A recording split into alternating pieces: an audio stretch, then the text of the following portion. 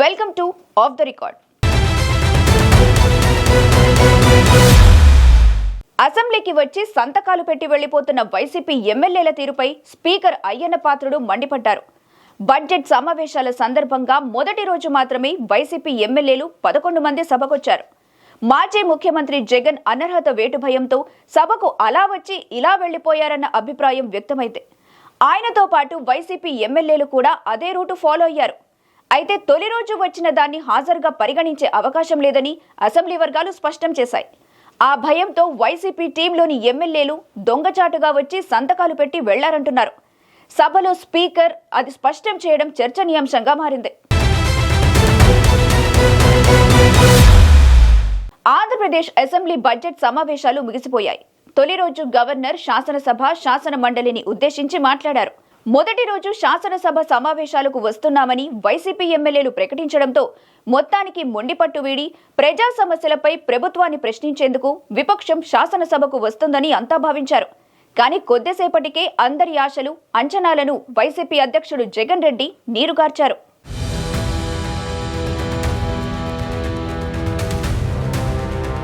తన 11 మంది టీంతో సభకు వచ్చిన జగన్ 11 నిమిషాలు కూడా సభలో గడవకుండానే వాకౌట్ చేశారు.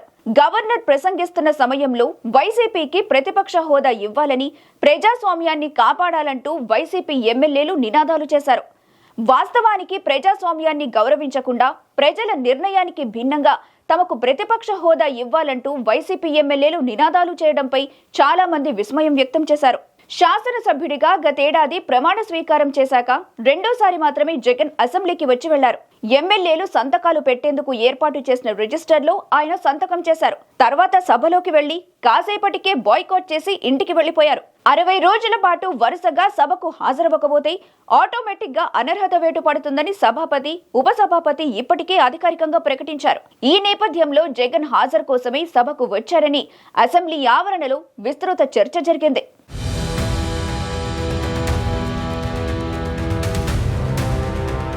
అయితే జగన్ సభకు వచ్చి సంతకమైతే పెట్టి వెళ్లిపోయారు, కానీ దాన్ని హాజరుగా పరిగణించే అవకాశం లేదని అసెంబ్లీ వర్గాలు స్పష్టం చేస్తున్నాయి. సభలో స్పీకర్ అధ్యక్షతన జరిగే సమావేశాలని పని దినాలు సిట్టింగ్ గా పరిగణిస్తారు. శాసనసభలో సమావేశమైన శాసనసభ శాసన మండలి సభ్యులను ఉద్దేశించి గవర్నర్ ప్రసంగించారు. వేదికపై శాసన మండలి చైర్మన్, శాసన సభాపతి కూడా ఉన్నారు.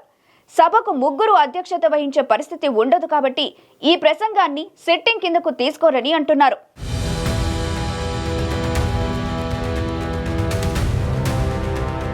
ఆ భయంతోనే 7 వైసీపీ ఎమ్మెల్యేలు అసెంబ్లీకి వచ్చి హాజరు పట్టికలో సంతకాలు పెట్టి వెళ్లిపోయారు. ఆ విషయాన్ని స్పీకర్ అయ్యన్న పాత్రుడు సభాముఖంగా స్పష్టం చేయడం హాట్ టాపిక్ గా మారింది. వైసీపీకి చెందిన ఎమ్మెల్యేలు శాసనసభకు రాకుండా సంతకాలు చేస్తుండటంపై అయ్యన్న పాత్రుడు ఆశ్చర్యం వ్యక్తం చేశారు.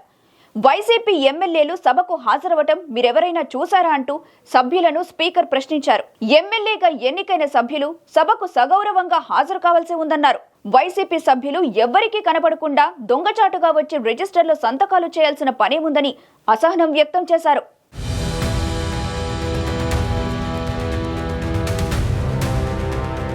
వైసీపీ సభ్యులు బాల నాగిరెడ్డి, తాటిపర్తి చంద్రశేఖర్, మత్స్యలింగం, విరూపాక్ష, విశ్వేశ్వరరాజు, ఆకిపాటి అమర్నాథ్ రెడ్డి, దాసరి సుధా తదితరులు సంతకాలు చేసినట్టు తేలిందని స్పీకర్ వెల్లడించారు. గవర్నర్ ప్రసంగం తర్వాత వీరెవరూ సభకు హాజరు కాలేదన్నారు. వేర్వేరు తేదీల్లో వీరు రిజిస్టర్లో సంతకాలు చేసినట్టు తన దృష్టికి వచ్చిందని తెలిపారు. హాజరు పట్టికలో వారి సంతకాలు ఉన్నా వాళ్లు సభకు వచ్చినట్టు గుర్తించడం లేదని స్పీకర్ స్పష్టం చేశారు.